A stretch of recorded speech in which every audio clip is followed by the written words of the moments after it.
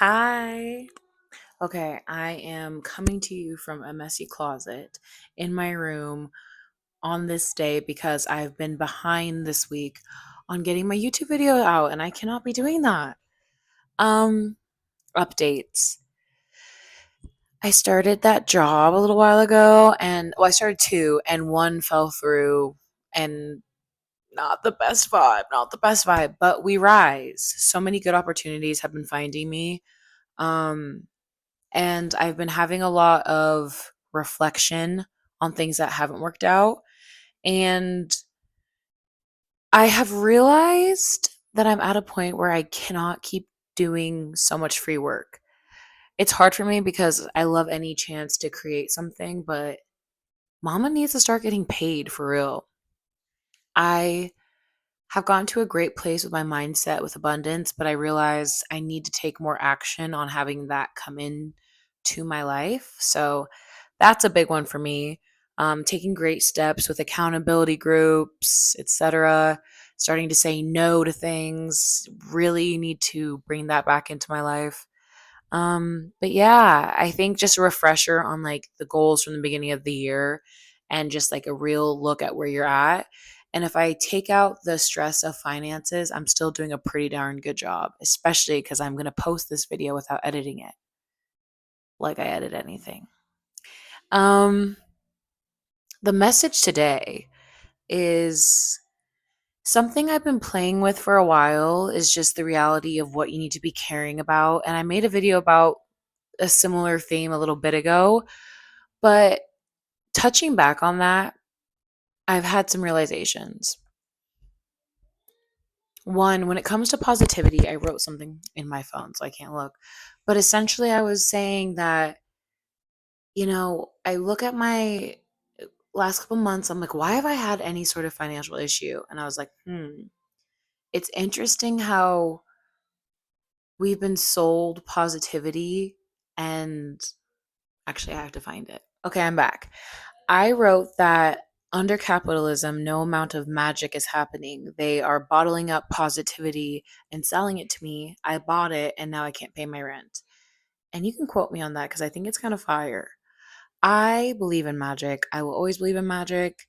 I also understand that under this system, it really is purposely made to limit.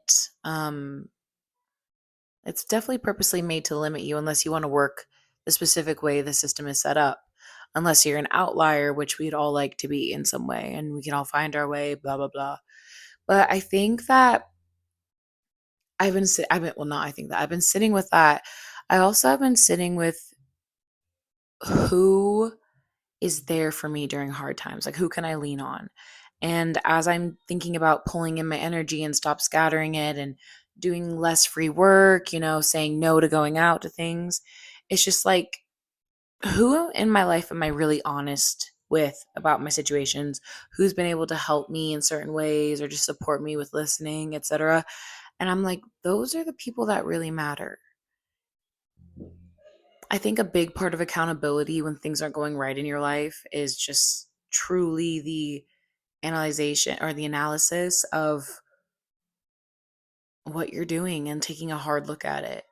So, yeah, this is a quick video, but one thing I'm doing is really trying to focus in on myself, which should simply be the easiest thing, right? And it's not. I think everything that's going on all the time like really affects me and I think it affects a lot of people whether we choose to numb it out with something or not. And I think that I've been feeling the weight of it and it continuously makes it harder for me to care about being a part of this system when I'm seeing so much murder, so much destruction, so much exploitation, so much abuse. It's just terrifying, honestly. And it's like, how do we work within that system? Someone commented on one of my Instagram posts and they were like, I feel like I'm not paying to live, I'm living to pay.